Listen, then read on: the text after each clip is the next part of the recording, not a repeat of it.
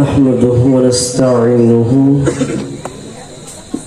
ونستغفره ونؤمن به ونتوكل عليه ونعوذ بالله من شرور أنفسنا من يهدي الله فلا مضل له ومن يضلل فلا هادي له نشهد أن لا إله إلا الله وحده لا شريك له وأشهد أن محمدا عبده ورسوله তাআলা আমাদেরকে এই সুমহান বিজয় দান করেছেন খলিকের জন্য হলেও সে আল্লাহর কাছে আমরা প্রাণ ভরে কালিমাতুশ শুকর আদায় করছি, বলছি আলহামদুলিল্লাহ।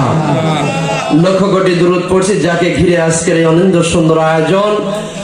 আল্লাহ তাআলা যাকে গোটা পৃথিবীর জন্য রহমত প্রেরণ করেছেন সে দয়ার নবী মায়ের নবীর পরে ভক্তি ভরে মুক্তির আশায় প্রাণ ভরে দুরূদ পড়ছি সাল্লাল্লাহু আলাইহি ওয়াসাল্লাম।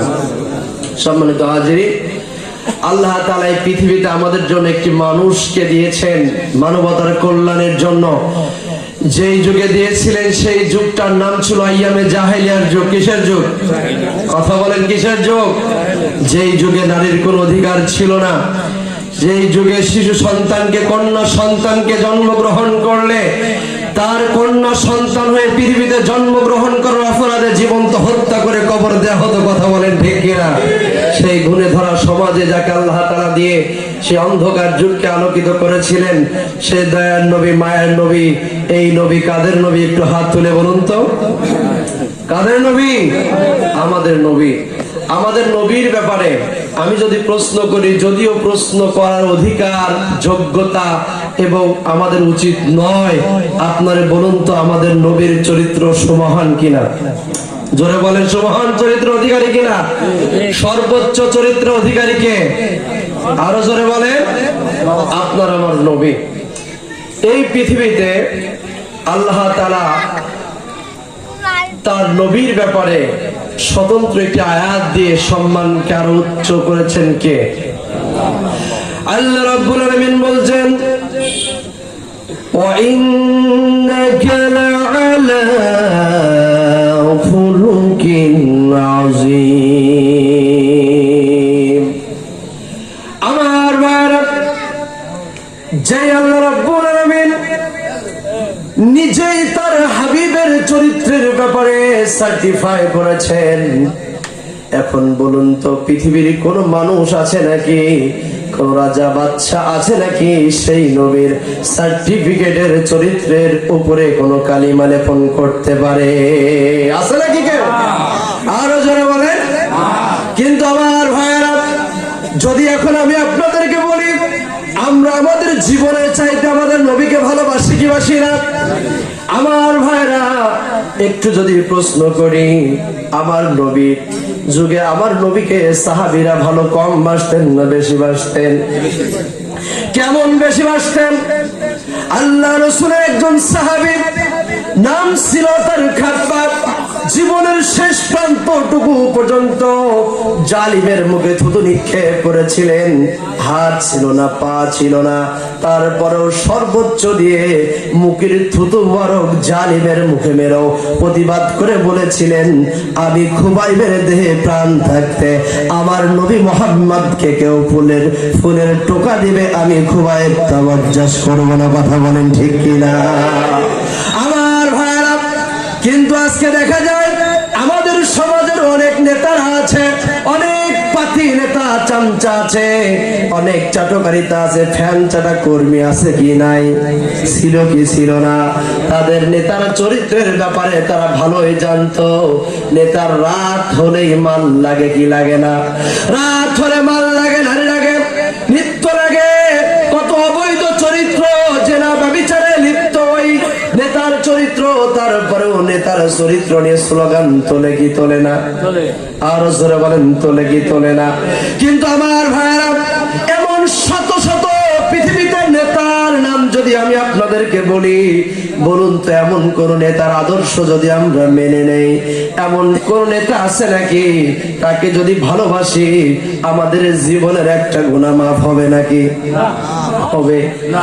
কিন্তু আল্লাহ রাব্বুল আলামিন যেই নেতার ব্যাপারে এত কঠিন করে আয়াত নাযিল করেছেন, সেই নবীর আনুগত্য যদি আমরা করতে পারি, আল্লাহর ভালোবাসা আদায় হয়ে যাবে।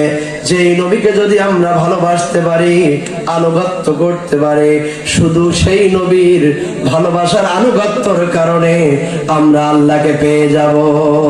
আর আমার আল্লাহ রাব্বুল আলামিন বলছেন, আমি আল্লাহ রাব্বুল আলামিন খুশি হয়ে ওই সমস্ত নবীর উম্মত যারা আমার নবীকে অনুসরণ করবে, আমি আল্লাহ রাব্বুল আলামিন তাদের জীবনের গুনাহ খাতা মাফ করে দেব। সুবহানাল্লাহ। কিন্তু দেখেন, কপাল পোড়া মুসলমান, মুসলমানের নামের পরিচয় দেয়, বাবার নাম মুসলমান বলে, ইসলাম মানলে ওরা দাবি করে, মসজিদের প্রথম কাতারে নামাজ পড়ে, আবার মসজিদের সভাপতিও থাকে। কথা বলেন ঠিক কিনা? এই মানুষগুলা নবীর চরিত্রের কালিমা দিলে একটা প্রতিবাদ করতে জানে না, কিন্তু যদি তাদের ওই মতখরের নেতার বিরুদ্ধে কেউ গালাগালি করে, যদি ঢাকার বুকে গালাগালি করে, বেলাপুরে খেমাই পর্যন্ত তারা আন্দোলন করে। কথা বলেন ঠিক কিনা? কিন্তু আজকে দেখা যায়, যেই নবীর চরিত্র যদি আমরা নিজেদের জীবনে ধারণ করতে পারি, এই নবীর আনুগত্য যদি আমরা করতে পারি, আল্লাহ তাআলা আমাদেরকে প্রিয় বান্দা হিসেবে কবুল করে আমাদের জীবনের গুনাহ মাফ করে দিবেন। সেই নবীর চরিত্রের ব্যাপারে যখন কালিমা লেপন করা হয়, আমরা মুসলমান ইমানদার দাবি করি, তবে আমরা একটি আন্দোলন করে তুলতে পারি না। ব্যর্থতা আমাদের। কথা বলেন ঠিক কিনা? আমি বলতে চাই, ভাইয়ের আমার, আপনারা সবাই জানেন এখন মিডিয়ার যুগ, অনলাইন যুগ। ভারতের একটি রাজ্যে একজন পুরোহিত আমার নবীকে নিয়ে কটূক্তি করেছে। কথা বলেন ঠিক কিনা? আমার ভাইরা স্পষ্ট ভাষায় বলতে চাই, যেই নবীর চরিত্রের ব্যাপারে আমার আল্লাহ তাআলা নিজে সার্টিফিকেট দিয়েছেন, যেই নবীকে ভালোবাসতে আল্লাহ তাআলা, যেই নবীর আনুগত্য করলে একজন বান্দার জীবনে গুনাহ মাফ করে দেওয়ার বলেছেন আল্লাহ তাআলা, সেই নবীর চরিত্রের ব্যাপারে যারা কালিমা লেপন করতে চায়, আমরা মুসলমান হিসেবে তাদেরকে ছেড়ে দিতে চাই না। কথা বলেন ঠিক কিনা? আবার কি হয়েছে, ওই যে রামগিরি মহারাজ কটূক্তি করেছে, তার বিরুদ্ধে 50টার বেশি মামলা হয়েছে।